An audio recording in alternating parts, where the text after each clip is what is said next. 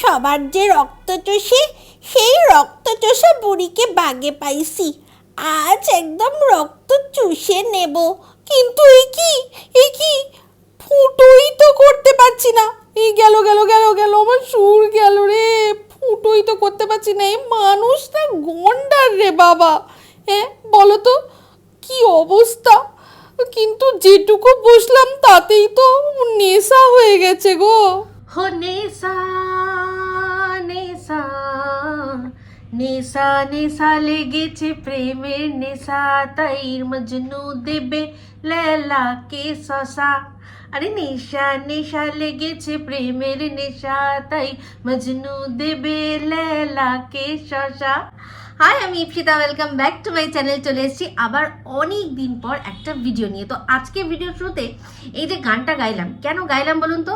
কারণ আজকে যাকে নিয়ে ভিডিওটা করছি, যে বিষয়টা নিয়ে ভিডিও করছি, সবার আগে তাকে একটা অলৌকিক, যে তার ভিডিওর মধ্যে লিখেছে অলৌকিক একটা ঘটনা, সেই ঘটনাটা আমি দেখলাম। দেখে যেটা আমার মনে হলো সেটাই আমি আমার বক্তব্যটা সেই ব্লগারকে আর তার সাথে সাথে আমার দর্শকদের সবার সাথে একটুখানি শেয়ার করে নিতে চাই। কিন্তু তার আগে বলবো যে একটা হাতে হাতে মশা বসেছে, সেই হাতটা দেখেই কিন্তু মোটামুটি সবটা ক্লিয়ার। কি বলুন তো, যে ফিল্টারও ফেল হয়ে যাচ্ছে, হাতের মধ্যে রিঙ্কলস পড়ে গেছে, মানে বয়সটা চিক চিককে আর কি পুকার পুকারকে বলছে যে হ্যাঁ দেখো, যতই আমি নটি সেজে থাকি না কেন, আমার আসল হাতের চামড়াই বলে দিচ্ছে যে আমার বয়সটা কত।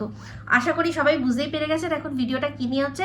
হ্যাঁ, অনেক দিন পর চলে এসেছি ভিডিও সুতোকে নিয়ে। তো সুতো, ওর দুটো ভিডিও দেখলাম, একটা হচ্ছে ওর 12 বছরের অ্যানিভার্সারির ভিডিও, আর তার পরের দিনের যে একটা অলৌকিক মানে ঘটনা, ওইটাই দেখতে গিয়ে আমি মানে ওটা আমাকে মানে ট্রিগার করেছে যে কি ব্যাপার, অলৌকিক ঘটনা কি এমন? এগুলো হয় না, মানে যারা বেশি আধ্যাত্মিক বা স্পিরিচুয়াল হয় তাদের কাছে অলৌকিক মানে ভগবানের কোনো মানে হঠাৎ করে ভগবানের কোনো কৃপা পাওয়া বা এই ধরনের এগুলোই মাথার মধ্যে আসে। তো আমি ভাবলাম হয়তো ভগবানের কোনো একটা কোনো লীলা দেখবো। তো যাই হোক, সেখানে গিয়ে যা দেখলাম সেটাই আগে বলি। তো দেখলাম একটা মশা, সে কিনা হাতের মধ্যে বসে আছে, কোনো মতেই না নড়ছে না চড়ছে।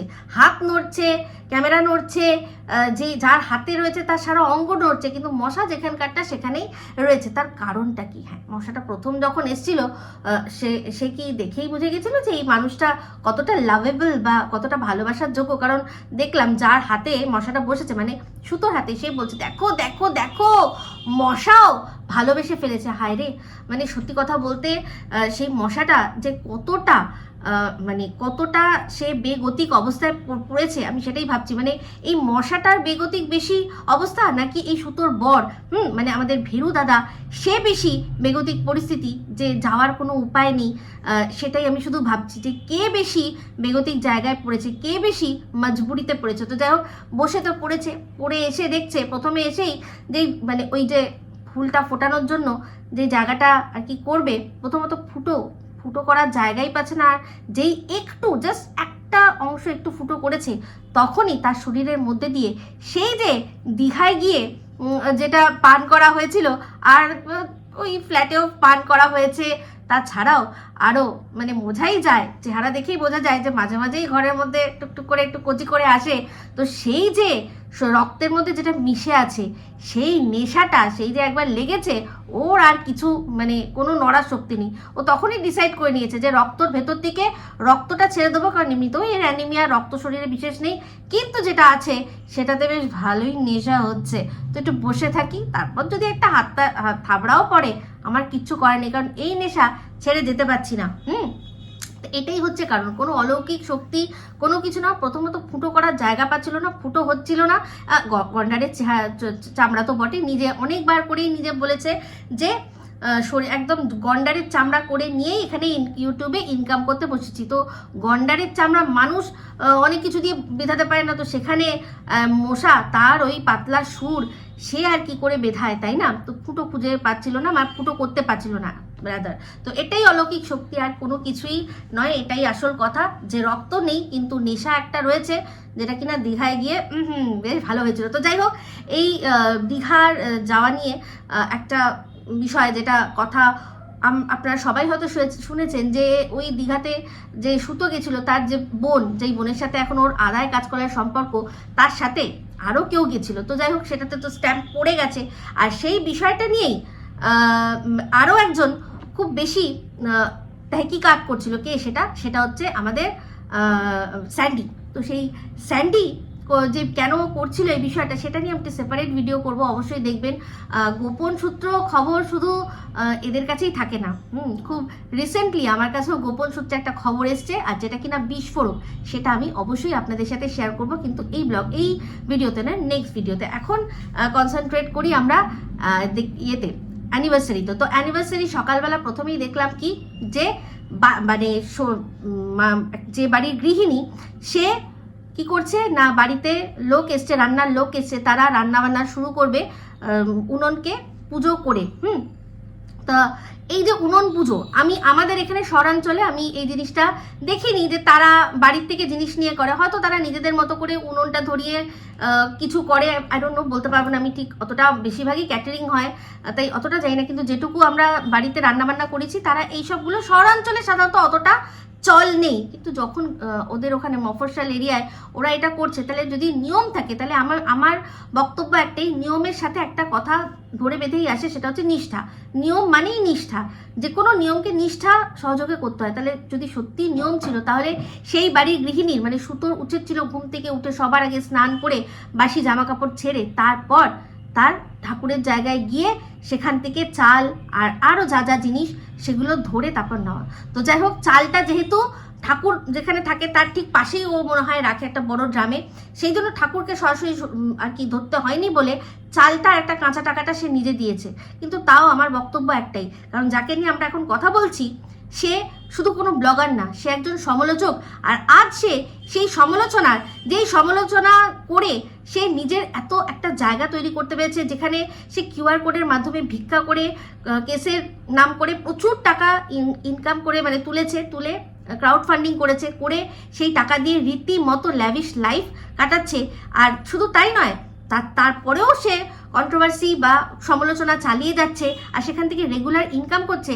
তার আজকের ডেটে এই ভিডিওর মধ্যে ব্লগার হিসাবে যা যা এক একটা স্টেটমেন্ট, সেগুলো এতটাই মানে পরস্পর বিরোধী বা কন্ট্রাডিক্টরি, মানে বলতে পারেন এক কথায় অক্সিমরন, যে সেই বিষয়গুলোকে না তুলে ধরলেই নয়।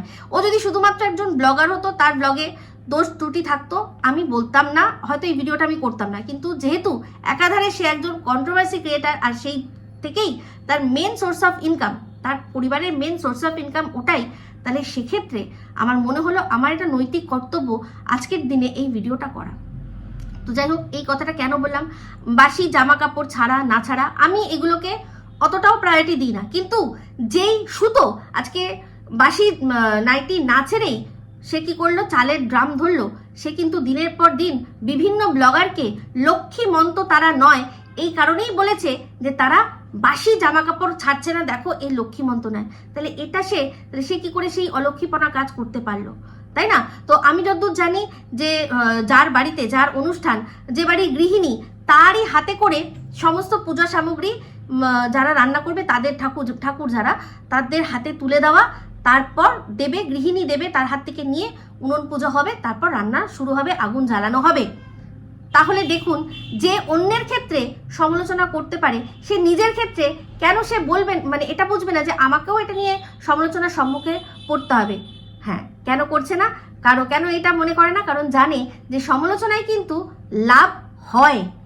সব ক্ষেত্রে না হোক, ও যেভাবে মানে রীতিমতো মানুষকে নিজের পার্সোনাল শত্রু বানিয়ে আর কি সমালোচনা করে, সেরকম করে যদি না করা হয়, তাহলে কিন্তু সমালোচনা অবশ্যই মানুষের ইন্টারেস্ট বাড়ানোর কাজে দেয়। আর ওর অপোনেন্টে যারা আছে, তারা কিন্তু দিনের পর দিন ওকে নিয়ে ভিডিও করে রীতিমতো ওর প্রতি মানুষের ইন্টারেস্ট বাড়িয়েছে, তারা তাদের ইন্টারেস্টিং কথাবার্তার আর কি দিয়ে। কিন্তু যদি আমরা অপরপক্ষে দেখি, ও যাদের নিয়ে ভিডিও করে, তাদের নিয়ে রীতিমতো দাঁত মুখ খিচিয়ে এই সুতো সেই সব ব্লগারদের দিনের পর দিন ভিউজ আর সমস্ত কিছু, রেপুটেশন, সমস্ত কিছু সে খেয়ে নিয়েছে রীতিমতো। তো যাই হোক, এই গেল পুজো নিয়ে কথা। এবার দেখলাম যে বাড়িতে যে যখন রান্না বান্না হচ্ছে, সেখানে চা টা দেওয়া হচ্ছে, ওগুলো নিয়ে বিশেষ কিছু না। কিন্তু সবচেয়ে বড় একটা পয়েন্ট, যে পয়েন্টটা তার কমেন্ট বক্সে ভরে গেছে। সেটা হচ্ছে কি, যে যখন কেক কাটিং হচ্ছিল তখন শাশুড়ি মাকে এক টুকরো কেক কেন দেওয়া হয়নি। তো সেখানে দেখলাম এই যে সুতো, যে কিনা বড় বড় ব্লগারদের পাচেটে দালালি করে, তারও তো প্রচুর দালাল রয়েছে। সেই দালালরা অনেকে গিয়ে মানে একদম প্রো ম্যাক্স লেভেল দালালি করতে গিয়ে সেখানে তারা লিখছে যে ওই দিন তো মঙ্গলবার ছিল, শাশুড়ি মা হয়তো খায় না, আমিষ খায় না, সেই জন্যই কি করেছে না শাশুড়ি মায়ের মুখে কেকটা দেয়নি। তাহলে সেই দালালগুলো কত ভালো করে এই সুতোর ভিডিও দেখে আমার কিন্তু জানা নেই, কারণ তার পর মুহূর্তেই যখন খেতে বসা হচ্ছিল প্রথম ব্যাচেই তার শাশুড়ি মা বসেছিল আর সে খাচ্ছিলেন, যেখানে কিনা ওই খাবার সবই দেওয়া হচ্ছিল, সেখানে কিন্তু একবারও বলা হয়নি যে ওনারা নিরামিষ খাবেন, কোনো কিছু কিন্তু বলা হয়নি। উল্টে ওকে যে সাজাতে সকাল সকাল যারা ওদের বাড়িতে পৌঁছে গেছিল তাদের জন্য ও আলাদা করে রান্না করে দিয়েছে।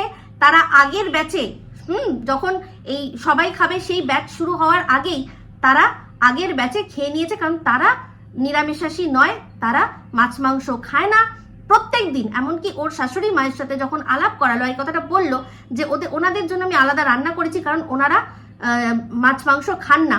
ওর শাশুড়ি নিজে আবার জিজ্ঞাসা করলো যে রোজ দিন না আজকের জন্য, বললো না রোজ দিনের জন্য, মানে ওরা চিরতরে মাছ মাংস ছেড়ে দিয়েছে। ঠিক আছে, তাহলে সেখানে এই যারা দালালরা রয়েছে তারা দেখেনি যে শাশুড়ি মা পাত পেড়ে বসে ছেলের অ্যানিভার্সারির খাওয়া খাচ্ছে, এনজয় করছে। তাহলে এটা তো স্বাভাবিক। তো তখন তাহলে তাদের যুক্তিতে এটা আসে কি করে যে কেকটা খাবো না অথচ মাছ মাংস খাবো, কেকটা খাবো না অথচ মাছ মাংস ওই দিন মঙ্গলবার দিন আমরা খাবো। অ্যাকচুয়ালি এই যুক্তিটা কেন এসছে, কারণ হচ্ছে গিয়ে এই সুতোর থেকেই। তারা এই সুতোর কথাতে এতটাই আর কি ব্রেন ওয়াশড যে যেমন সুতো নিজের লাইফের ক্ষেত্রে যে নিয়মটা সেটা একরকম বলে, আর সেই নিয়মটাই অন্যের লাইফের ক্ষেত্রে অন্যরকম ভাবে বলে। তেমনি আজকে ও বলল ওই যে আজকের ভিডিওটাতে যেখানে এক্সপ্লেন করেছে যে কেন শাশুড়ি মাকে খাওয়াইনি, সেখানে বলছে যে সব বাচ্চাদের খাইছি আমি, বড়দের খাওয়াইনি। তো আর বলল যে যদি আমার বড়দের মধ্যে শাশুড়ি মাকেও খাওয়াতো হতো তাহলে আমি আমার আরও বাড়ির সবাই আমার আত্মীয় স্বজন তাদেরকে কেন খাওয়ালাম না। সবচেয়ে বড় কথা, ওর বাবা, ওর মা, ওর বোনরা, বোনের বর, এমনকি বোনের বাচ্চাটাও অনেকটা দূরে ছিল যখন কেক কাটিং হচ্ছিল, কিন্তু ওর শাশুড়ি মা জাস্ট নেক্সট টু হার, একদম ওর পাশেই দাঁড়িয়েছিলেন। আর বারবার করে ওনার মানে বডি ল্যাঙ্গুয়েজই এরকম মনে হচ্ছিল যে উনি হ্যাঁ আমি অপেক্ষা করছি আমাকে খাওয়া, ওটা ওনার বডি ল্যাঙ্গুয়েজ বলে দিচ্ছিল। সেই জন্যই একটা মানুষ বলে হয়তো যদি একটা মানুষের যদি দৃষ্টিকটু লাগতো তাহলে আমি মানতাম যে সে ওর প্রতি প্রচন্ড রাগ, তাকে দু চোখে দেখতে পারে না, যাকে দেখতে নারী তার চলন বাঁকা, সেই জন্য বলছে। কিন্তু ওখানে প্রচুর মানুষ বলছে, শুধু তাই নয় ওর ভালোবাসার মানুষরাও বলেছে, কারণ ওর শাশুড়ি মায়ের বডি ল্যাঙ্গুয়েজ বলে দিচ্ছিল যে উনি অপেক্ষা করছেন যে কখন এক টুকরো কেক তাকেও ভালোবেসে খাইয়ে দেওয়া হবে। কিন্তু সেটা হলো না। উনি যথেষ্ট মনক্ষুণ্ণ হয়ে, অবশ্যই রাগ নয়, মনের মধ্যে একটা কি বলবো, একটা ওনার মুখেই একটা হতাশা দেখা দিচ্ছিল। কিন্তু ওর মা, এই সুতোর মা বাবা সবাই অনেক দূরে ছিলেন, তাদেরকে মানে ওই রকম টোপকে খাইয়ে দেওয়ার মতো পজিশন ছিল না। তা সেখানে এই যে সুতো, যে কিনা একটা জন্মদিনে এতগুলো মানুষের মাঝখানে কে একটা মানুষ একজনের পাশে না দাঁড়িয়ে অন্যজনের পাশে দাঁড়িয়েছে। আমি এখানে রেফারেন্স দিচ্ছি আমাদের সোনা বাবার জন্মদিন, যে জন্মদিনে তার মা প্রথম ছিল না, সেই জন্মদিনে যখন আমাদের শিলা দেবী মানে সন্দীপের মা যখন ভুল করে তার স্বামীর পাশে না দাঁড়িয়ে ওদেরই এক যে কাকু, মানে সাবস্ক্রাইবার কাকু, যাদের সাথে সম্পর্কটা সাবস্ক্রাইবার থেকেও অনেক বড়, সেই জলপাইগুড়ি কাকুর পাশে ভুলবশত দাঁড়িয়ে পড়েছেন, সেটা নিয়ে তাকে রীতিমতো শুইয়ে দেওয়া হয়েছিল এই সুতোর দ্বারা। সুতো রীতিমতো বলেছিল যে বরের পাশে দাঁড়াতে ইচ্ছা করে না, কোথায় দাঁড়াতে হয় না, এই জলপাইগুড়ি কাকুর পাশে চলে গেছে, তার ঘাড়ে উঠে গেছে, তার সাথে নোংরা সম্পর্ক জুড়ে দিয়েছিল। তখন মনে হয়নি যে একটা অনুষ্ঠানের মধ্যে অনেক সময় অনেক কিছু, অনেক প্রোটোকল মানুষ মেনে চলতে পারে না, সেখানে একজন বাইরের মানে যিনি ব্যক্তি তিনি এসে বাচ্চার পাশে দাঁড়িয়ে পড়েছে, তাকে সরিয়ে দিয়ে নিজের বরকেও পাশে আনানো যায় না। হ্যাঁ, সে তার নাতির পাশে গিয়ে দাঁড়িয়েছে, বাই এনি চান্স তিনি চলে গেছেন, পাশে দাঁড়িয়ে পড়েছেন, সেটা নিয়ে নোংরা থেকে নোংরাতর কথা যেগুলো বলা হয়েছে, সেগুলো কিসের জন্য না কন্ট্রোভার্সির জন্য। আজকে বলছে সাজগোজ, তো ওর সাজগোজ নিয়ে প্রত্যেক মানুষের লিখেছে যে অতিরিক্ত লাউড সাজানো হয়ে গেছিলো, অ্যাকচুয়ালি মানাচ্ছিল না। সাজটা একটা এমন জিনিস যেটা শুধু সাজলে হয় না, কতটা সাজবো, কতটা আমাকে মানে মানাবে এটা দেখতে হয়। ওর সাজটা এতটাই উগ্র ছিল, মানে রীতিমতো, আমি নটি বিনোদিনী বলবো না, কিন্তু এই একদম সস্তার যে যাত্রাপালাগুলো হয় যেখানে পুরুষরা মহিলা সাজে, আমি নিজে চোখে দেখেছি যে তাদের পাঠ যখন হয়ে যাচ্ছে, দুর্গা সেজেছে, বসে বসে কি করছে না, বিড়ি খাচ্ছে। ঠিক তাদের যেরকম লাগে মেয়ে সাজলে, ওকেও ঠিক সেই রকমই লাগছিল, এত লাউড সাজানো হয়েছিল। তো দুর্গা বলতে মনে পড়ে গেল যে ম্যান্ডি ভাই, একটা সীমা থাকে। মানছি তুমি ঠাকুর, মানে যখন তোমার পোষায় না তুমি ঠাকুর তুলে দাও, ঠাকুরকে দেবো না প্রকাশ্যে বলে দাও যে না দেবো না, অভুক্ত করে রেখে দেবো, ঘরে থাকবে তাও দেবো না, কিন্তু তা বলে একটা মাত্রা রাখো যে একটা মানুষের সাথে তুমি কাকে দুর্গা বলছো সেটা মাত্রা রাখো, মনে করে দেখো তোমার মুখেই। হ্যাঁ কেন সুতোদি, কেন? হ্যাঁ বারবার বলো তুমি যে ভাইয়ের সাথে প্রেম করেছি, ভাইয়ের সাথে 10 বছরের ছোট ভাইয়ের সাথে প্রেম করেছি। তুমি কি করেছো? হ্যাঁ, তুমি যাকে ভালোবাসো সে তোমার থেকে 10 বছরের ছোট, তোমার বরের প্রতি তোমার কোনো ফিলিংস নেই। হ্যাঁ মানছি সে তোমাকে ডাকে, তুমি যেতে পারো না। এই কথাগুলো যার সম্পর্কে বলেছো তাকে মা দুর্গা বলতে তোমার ঠোঁট কাঁপলো না? নোংরা মেন্টালিটির মেয়ে মানুষ একদম। তুমি কোনো সেলিব্রিটির সাথে তুলনা করো, কোনো আপত্তি থাকবে না। ভগবানকে টানো কেন, দেবী দেবতাকে টানো কেন? লজ্জা করে না? অবশ্য লজ্জা করবে কি করে? যদি লজ্জাই থাকতো তাহলে যে কাণ্ড ঘটিয়েছিলে সেটা কি ঘটাতে? হিস্ট্রি বারবার আসবে, যা পারবে করে নেবে, কারণ হিস্ট্রিকে তুমি পাশে নিয়ে বইছো, যে যার মুখ থেকে আমরা এগুলো শুনেছি সেগুলো তাকে তুমি সাথে নিয়ে চলছো। যদি তাকে সাথে নিয়ে চলতে পারো তাহলে এই কথাগুলো সারা জীবন তোমার সাথেই থাকবে। শুধু তাই নয়, তোমার মেয়েও শুনবে, আর অবশ্যই সে মোটামুটি এখন সেগুলো মেনেও নেবে, ও নিজের মতো করে নিজে তৈরিও করে নেবে। তাই মেয়ের দোহাই দিয়ে আর নাটক করতে আসবে না বলে রাখলাম। আর পারলে তুমি কোনো সেলিব্রিটি, ঐশ্বর্যা রায় বলে দাও, মাধুরী দীক্ষিত বলে দাও, শ্রীদেবী বলে দাও, কিন্তু খবরদার দুর্গা, লক্ষ্মী এইসব টানবে না। এগুলো টানার মতো যোগ্যতা তোমাদের নেই, ঠিক আছে? একদম টানবে না। যে কিনা নিজেই বলেছে যে বর থাকতে অন্য জায়গায় পরকিয়া করে, অন্যের সাথে পরকিয়া করে, তার সাথে শুধু বিছানা শেয়ারটা বাকি আছে, বাদ বাকি সব করে নিয়েছে, তাকে মা দুর্গা বলতে তোমার মানে বুকে বাজে না? নোংরা কোথাকার একটা। তো যাই হোক, মানে আমি ওইটা শুনে আমার এত মাথাটা গরম হয়ে গেছে যে এদের কাছে ঠাকুর দেবতা কি রীতিমতো খেলার বস্তু এরা। তো যাই হোক, এই জিনিসটা আমার ভীষণ খারাপ লেগেছে। তো যাই হোক, ওর নেমন্তন্ন লিস্টে থেকে বাদ পড়েছে কে না, যে ব্লগ করে যারা, তারাই কিন্তু তাদেরকেই সেরকম ভাবে হয়তো বলেনি। তার মধ্যে যার বাড়িতে রীতিমতো ওর বাচ্চাকে রেখে দেয়, ওরা তো এক্সেপশনাল। ওদের ফুল ফ্যামিলিকে বলতে গেলে নিশ্চয়ই পাড়ার লোকদের বলতে হতো না, কারণ পাড়ার কোনো লোক ওর বাচ্চাটাকে সেইভাবে দেখাশোনা করেনি বা রাখেনি যেভাবে ইনি, মানে আমি বলছি মিঠুদির কথা। মিঠুদি তার হাজবেন্ডকে, মানে 2 ছেলেকে তো বলেছে, তার হাজবেন্ডকে আর তাকে বললে কি এমন মহাভারত অশুদ্ধ হয়ে যেত? অশুদ্ধ হতো। বাই এনি চান্স যদি মন্দিরার সাথে ক্যামেরা শেয়ার করে ফেলতো, তাহলে কি হতো? ওনার ব্লগটা অন্তত আরো একটুখানি মানুষের কাছে চলে যেত, তাদের মধ্যে যদি কারোর ভালো লেগে যেত, তাই না? এইসব অনেক চিন্তা অবশ্যই এর কূটনৈতিক মাথার মধ্যে চলে, কারণ এই কূটনীতি করেই তো বেঁচে রয়েছে। সেই জন্যই তাদের বেছে তাদেরকেই বাদ দিয়েছে যারা কিনা সোশ্যাল মিডিয়ার সাথে বেশি যুক্ত। যেমন আরেক যে হয়তো তাকে সেরকম ভাবে বলাই হয়নি, হ্যাঁ ঠিক আছে, তার সাথে আবারও সবকিছুই হবে, কিন্তু হয়তো নেমন্তন্ন মানুষ আসে কিসের জন্য? আপ্যায়ন, তার ডাকার একটা ভঙ্গিমা থাকে, হয়তো সেরকম ভাবে দায়সারাভাবে করেছে। আচ্ছা, পাড়ার লোকদের ছাড়লাম, কিন্তু যেই মাসির বাড়িতে সবসময় পুজো কাটায়, যাদের বাড়িতে পুজো হয়, যাদের বাড়িতে এত নাচানাচি হলো, পিকনিক হলো, কই তাদের তো কাউকে নেমন্তন্ন হলো না। মানে বেছে শুধুমাত্র যারা গিফট দিতে পারবে, ভালো গিফট দিতে পারবে, তাদেরকেই কিন্তু ডাকা হয়েছে, বুঝতে পারছেন? অ্যাকচুয়ালি ওর টার্গেটেড পার্সন কিন্তু একজনই ছিল, যেটা 10 জন কমেন্টেও লিখেছে যে প্রায়োরিটিটা তুমি ম্যান্ডিকেই বেশি দিয়েছো, তুমি ম্যান্ডিকে প্রায়োরিটি দিয়েছো। কারণ তার কাছ থেকেই গিফট, আবার তার হাত দিয়েই আরও যেই দুজন গিফট দেওয়ার, যেই দুই দিদি, সেই দুই দিদি গিফট দিয়েছে। তো যাই হোক, মূল্যায়ন তারা ভালোই করেছে। মন্দিরাকে সোনা দিলেও একে কিন্তু সোনা দেয়নি, রূপোই দিয়েছে, একদম খুব ভালো করেছে। কিন্তু মন্দিরা দেখলাম সোনার জিনিস দিয়েছে অবশ্যই, কারণ ওর তো শুধু গিফট নয়, গিফটের সাথে দালালিটাও তো যুক্ত আছে। তো এই যে এত দিন ধরে মানে রীতিমতো সব সময় যেই মারু আর কি এই মন্দিরার পিছনে লেগেছিল, সেই মারুকে মানে দিনে রাতে জব্দ করছে একেবারে। তার জন্য তো সোনা বানতা হি হ্যাঁ না, তার উপর সোনা দিভাই বলে কথা, সেই জন্যই দিয়েছে। আর দায় সারাভাবেই দিয়েছে, যেই জিনিসটা দিয়েছে একদমই মানে কি বলবো ডাউন মার্কেট, একেবারেই ডাউন মার্কেট। মানে শুধু সোনা দিতে হবে বলে সেই জন্য, তার চেয়ে বরং একটা নাক ছবি দিলেও আমার মনে হয় ভালো লাগতো। কারণ অত বড় একটা টার্সেলের মধ্যে ওইটুকু একটা লকেট একেবারেই দেখতে ভালো লাগছে না। আমি আমার বক্তব্য বললাম, গিফটের যদিও কোনো মূল্যায়ন হয় না, কিন্তু ওই যে বললাম না, লোক দেখানি যখন কেউ কিছু করবে তখন তো বলতেই হবে।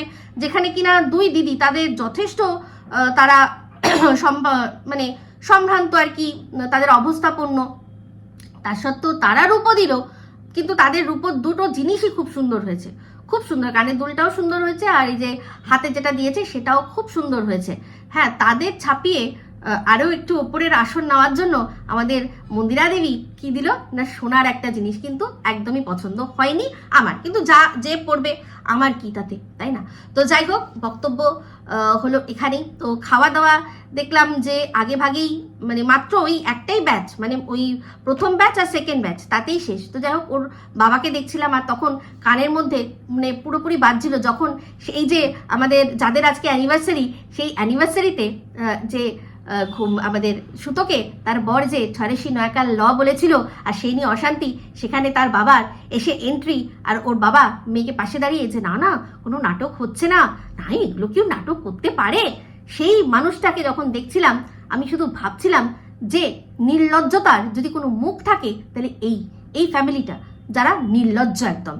তো যাই হোক, আজকে দেখলাম ও ভেনু দাদা পুরো কিসমতও শুধু নয়, পুরো চমকে দিয়েছে মেকআপ করে। তো সত্যি কথা বলতে, যখন ম্যান্ডি আর স্যান্ডি ঢুকলো, দেখলাম চোখ মানে একে অপরের সাথে চোখ মিলাতে পারছে না। কি করে চোখ মিলাবে, কি করে চোখ মিলাবে?